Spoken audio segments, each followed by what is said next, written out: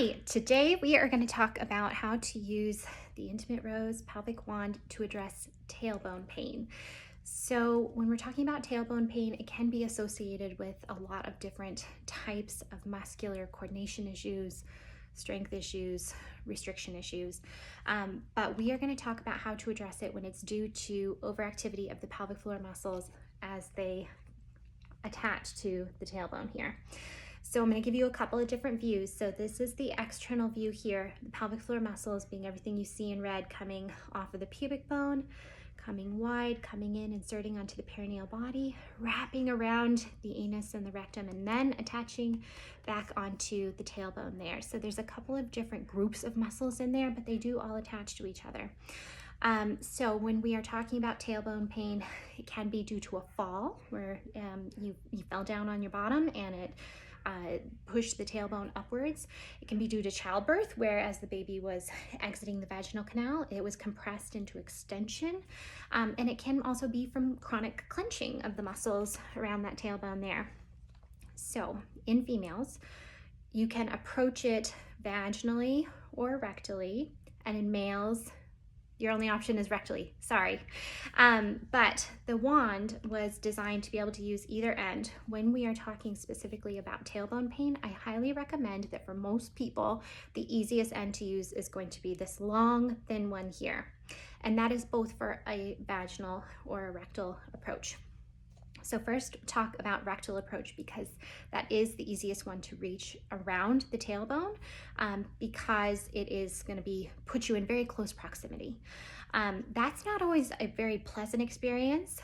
I've been there. I fell on my bottom and I had to get that treated, and I know that it can be really uncomfortable, but if you're using really good breathing mechanics, if your therapist is working on you in that area, or if you're working on yourself, just be sure to be breathing and using music and position changes as needed to help get you through that. The other thing is there's a lot of different ways to wrap a present. So if you are female or if you have a vagina, you can be using a vaginal entry approach to reach some of that tissue, and I'll show you how in just a minute. So here's the back side of you. I recommend laying on your side if you're doing rectal work here. And so essentially laying on your side with the top leg on a pillow, and then you can put a generous amount of lubricant, water-based lubricant, on the end of the Intimate Rose wand here, and just bring it to the rectal opening. From here, I recommend you take a few deep breaths in, and you can either insert on an inhale or on an exhale, either way, but I do recommend bearing down just a slight bit, not holding your breath to bear down, but just bearing down slightly as if you were going to pass gas or have a bowel movement. What that does is it drops the pelvic floor, it opens that area, and that way you can just slightly roll the wand in there, into the sphincter and up into the muscle area. Get a sense of how that feels, take a few more deep breaths, and then I'm going to show you the inside here. And then from there, it's just about a half an inch to an inch up to reach some of the tissue around the tailbone. So from there, if this is your tailbone here, and the wand has gone in, and say we're right about half an inch to an inch away, you're going to dive off upwards or downwards, feeling for areas of tenderness. We're never pushing any harder than we would use to check a tomato for ripeness, and allow the wand to just make contact with that tissue. From there, you can do a gentle stroking maneuver to help relieve some tension in through the area, or you can have it sit there for just a moment to allow for some tender point release if you recognize that there's a knot there, and then move it and then bring it so you would angle it down and check the other side. So again, you're laying on your side, so you would be going up towards the ceiling or down towards the floor. This can take a couple of sessions, and you can even be stroking it downwards at an angle here just to get a little bit of tender point release. There's no need to go and push on the tailbone itself. That's a very sensitive structure, even if you don't have an injury to that area. There's a lot of nerves, there's a lot of vasculature in the area. It's very sensitive. So there's no need during this kind of treatment to be making contact with it.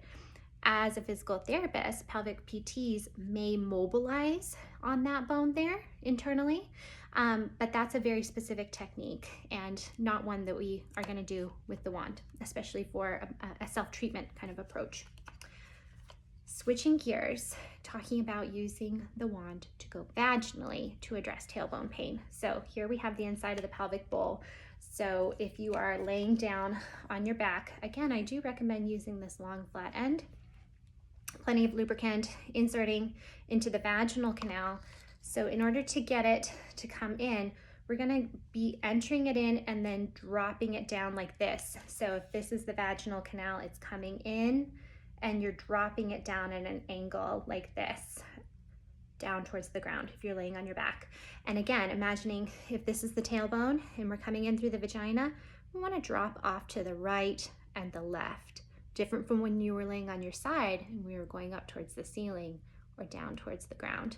So dropping it off to the right and to the left, and then gently releasing the muscles that fan off the side there. So you see here is the tailbone. The muscles come off through the side. So if you're coming in through the vagina, you can just be gently angling down like this.